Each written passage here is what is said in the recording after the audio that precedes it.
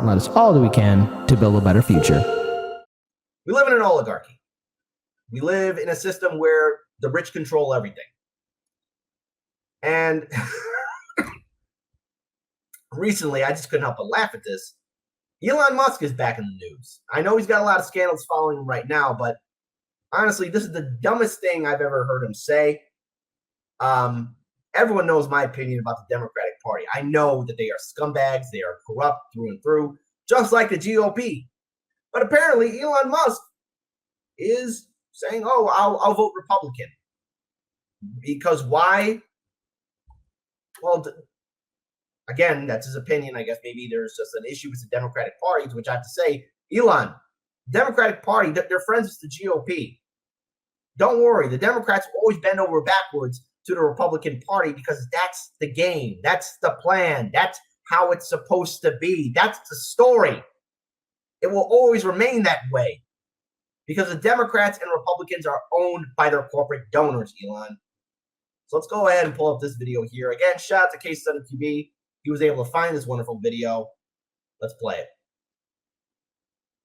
So I'm sure you heard yesterday afternoon, Elon Musk said he's going to be voting Republican for the first time ever in the next election, tweeting that the Democrats have become the party of, quote, division and hate.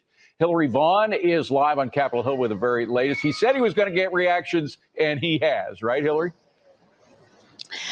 That's right, David. He has been getting reaction. In fact, he tweeted today that he was right in predicting that there was going to be a lot of reaction coming in following this announcement. But he did tweet this yesterday, and he said, quote, "In the past, I voted Democrat because they were mostly the kindness party, but they have become the party of division and hate, so I can no longer support them and will vote Republican. If Musk votes Republican in the midterm election, it would be his first time ever." I would class myself as a moderate, and neither Republican nor Democrat. And in fact, I have voted overwhelmingly for Democrats historically, overwhelmingly. Like I'm not sure, I might never have voted for a Republican.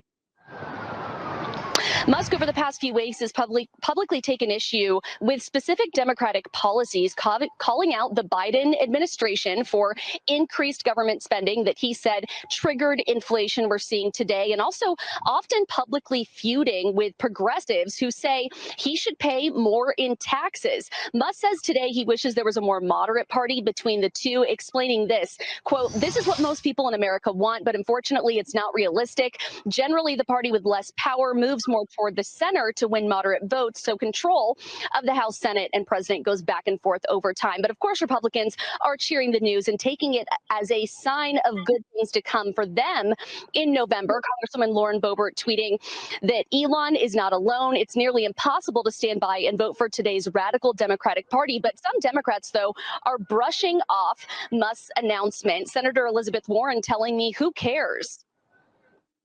What political party they want to join, how they want to vote, that's up to them. What I care about is that we have a tax system that makes those guys pay their fair share. Just quickly, last question. Are billionaires, are wealthy people welcome in the Democratic Party? Look, anyone who believes in paying a fair share is, in my view, in the Democratic Party. Of course, I celebrate success. I want to see people do really, really well.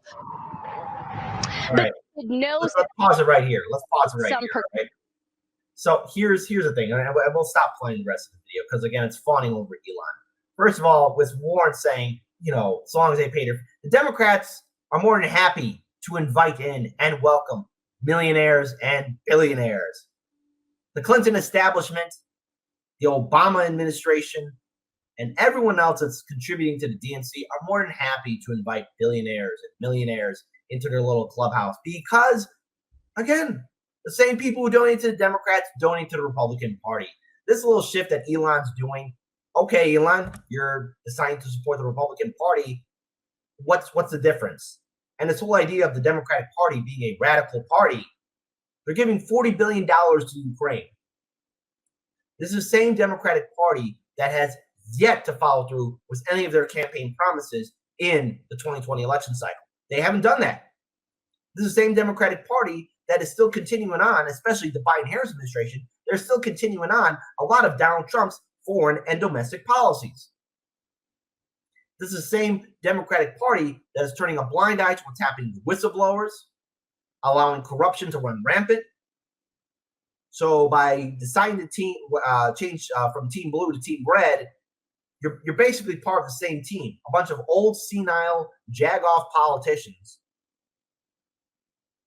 who work for donors, billionaires like Elon. So if this is a path he wants to take, fine. But your choice in supporting the Republican or Democrats or voting Republican or Democrat really doesn't matter, because the donors have the final say. It doesn't matter who you vote for because, well, to the average citizen, we don't have a single say. Now, because Elon Musk is a billionaire, hey, he's fine.